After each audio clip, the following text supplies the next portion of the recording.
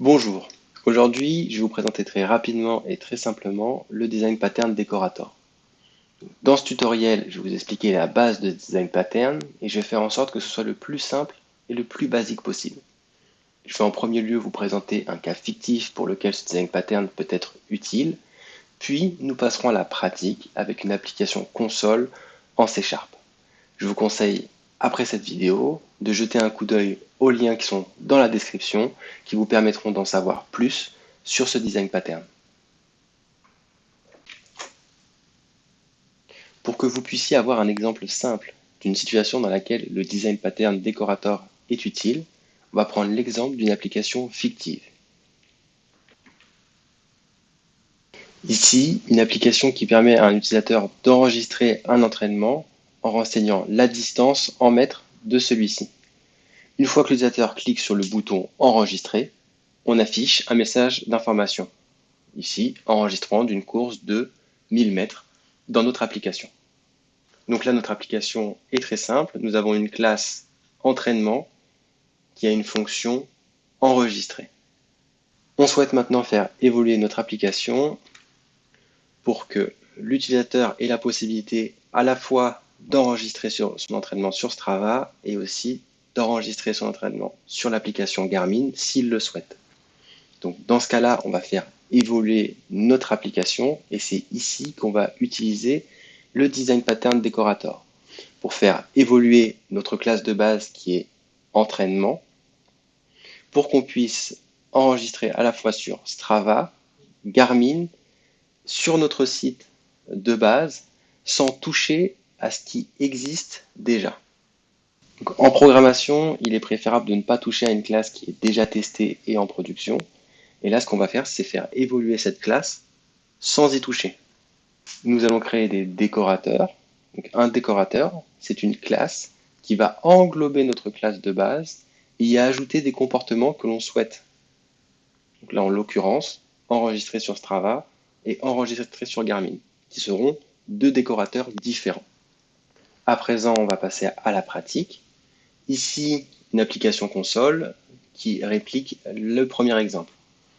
Ici, j'ai bien ma classe entraînement, ma fonction enregistrée avec comme paramètre la distance, le message qui est affiché à l'utilisateur une fois que l'enregistrement a bien été réalisé. Et lorsque j'appelle ici la fonction enregistrée de la classe entraînement, j'ai bien le message qui s'affiche, enregistrement d'une course de 5000 mètres dans notre application. Donc à présent, nous allons faire évoluer notre application en utilisant le design pattern Decorator. Donc, pour faire évoluer notre application, il y aura 4 étapes importantes. La première, on va devoir créer une interface qui va être commune pour les décorateurs et la classe décorée. En deux, on a toujours une classe de base que l'on souhaite décorer et qui va implémenter cette interface que l'on va créer. En trois, on aura une classe de base pour tous les décorateurs. Et enfin, on aura les décorateurs en eux-mêmes qui vont ajouter le fonctionnement qu'on souhaite. Là, en l'occurrence, c'est enregistrer sur Strava et enregistrer sur Garmin. Donc, on aura deux décorateurs, un pour l'enregistrement sur Strava et un pour l'enregistrement sur Garmin. Commençons par la première étape qui est de créer mon interface qui va être commune.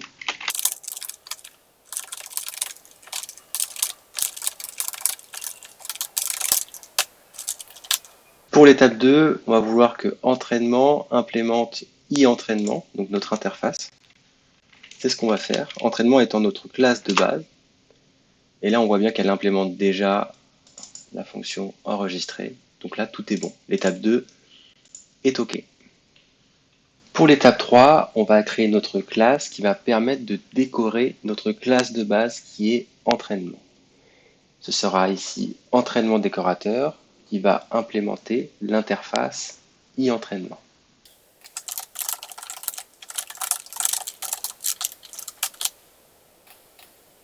Cette classe aura comme variable privée entraînement de type e-entraînement qui va nous permettre de faire le lien entre le décorateur et l'objet que l'on décore. Dans les paramètres du constructeur du décorateur, là je vais renseigner l'objet qu'il décore et je vais l'assigner à ma variable privée.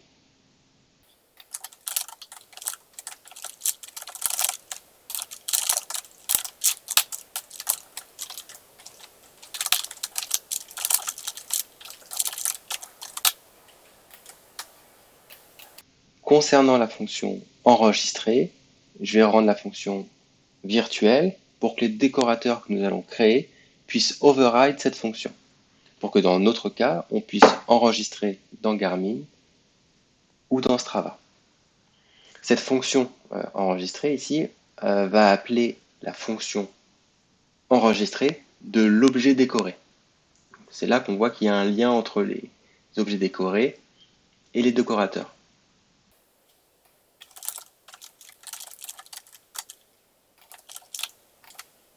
À présent, la dernière étape, la création de notre décorateur spécifique. Là, je vais créer ma classe entraînement Garmin décorateur qui va me permettre d'enregistrer sur l'application Garmin. Donc, cette classe va hériter de entraînement décorateur qu'on vient tout juste de créer. Et je vais générer mon constructeur qui va respecter le constructeur de la classe dont j'hérite.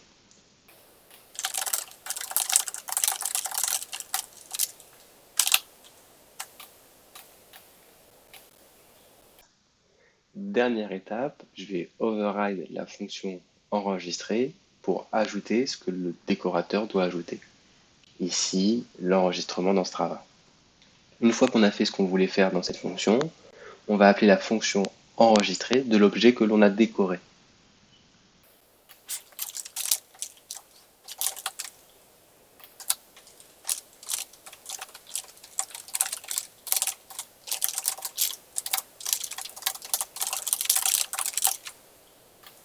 Je vais dupliquer ce décorateur pour l'enregistrement dans Strava. Donc là, dans ce cas-là, on va juste faire l'enregistrement dans l'application Strava. Et ensuite, on va passer à la démonstration finale du design pattern décorateur.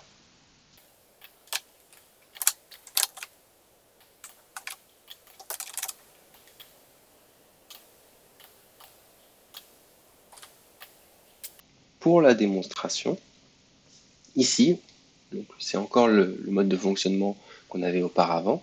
Si je lance l'application, j'ai toujours le même résultat. Il n'y a pas eu de changement. On a fait évoluer cette classe, on va pouvoir la faire évoluer sans y toucher. Donc là, dans mon cas ici, j'ai deux décorateurs. Je vais pouvoir faire évoluer cette classe entraînement. Donc ça va être simple. Je vais créer un objet entraînement Garmin décorateur.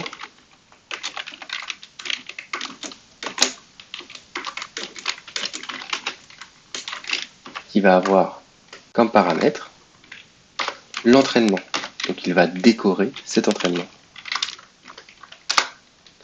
Et je vais pouvoir décorer le décorateur. Donc là, je vais décorer le décorateur Garmin avec le décorateur Strava.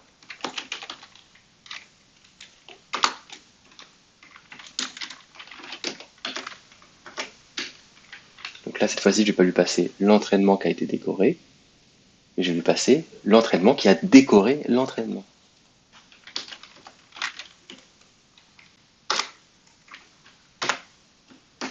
J'ai terminé ma pyramide des décorateurs et le décorateur qui va appeler le premier la fonction, ça sera le décorateur de plus haut niveau, c'est-à-dire Strava décorateur. Et là, si je lance, on va passer par la fonction enregistrée du décorateur Strava, on va passer par la fonction enregistrée du décorateur Garmin, et enfin, on va passer par la fonction enregistrée de la classe de base qui est entraînement.